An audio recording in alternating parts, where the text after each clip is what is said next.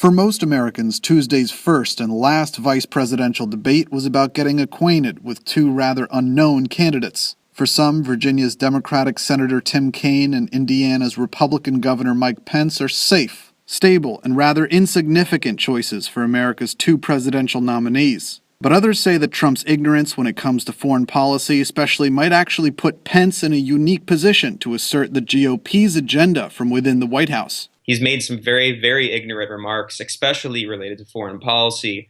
And I think that it's very possible to say that Pence could, potentially monopolize the administration's foreign policy. But it's not just Trump's ignorance of the issues that could lead to a reliance on Pence. It's Pence's experience and ties to the hawkish neoconservative branch of the GOP that could also indicate what a Trump-Pence presidency would look like. I frankly hold Dick Cheney in very high regard. Pence loves Cheney. He was one of the point men in ramming the Cheney agenda through Congress in terms of invading Iraq, pushing through the Patriot Act, expanding the NSA and other surveillance and black operations programs. Pence is a full supporter of that.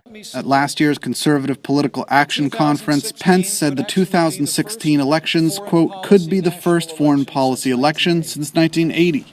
And sadly, this administration has reduced our army to its smallest size since 1940. Now, history teaches that you cannot reduce our military strength without provoking our enemies.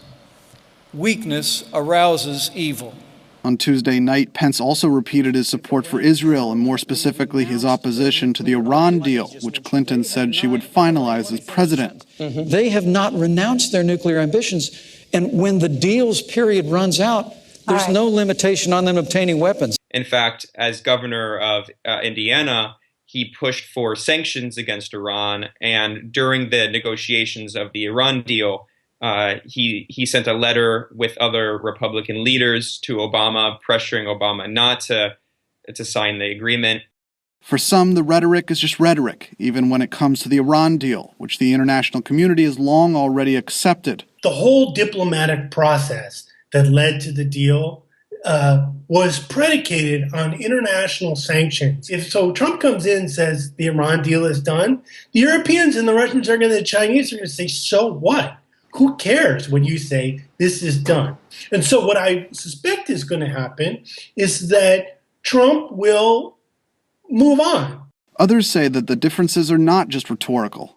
Clinton helped to initiate the negotiations that led to the Iran deal. Her main foreign policy person, Jake Sherman, was one of the key figures in bringing it about. Another key person in her orbit, Wendy Sherman, was a key negotiator.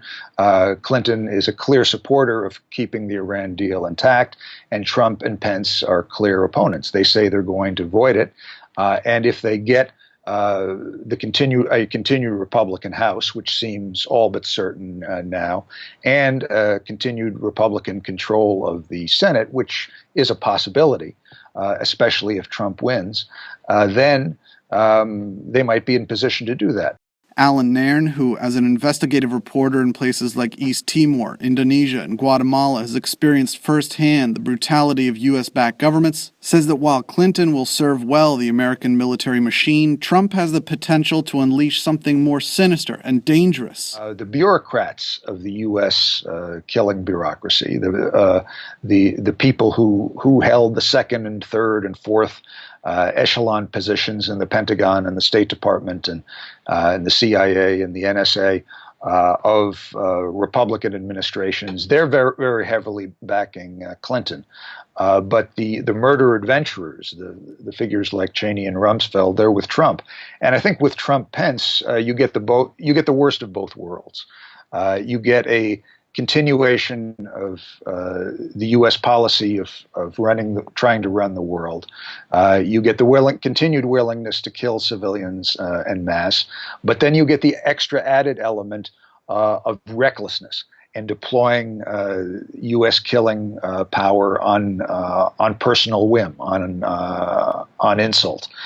You get the element of animal spirits that a bureaucratic personality like Clinton doesn't bring.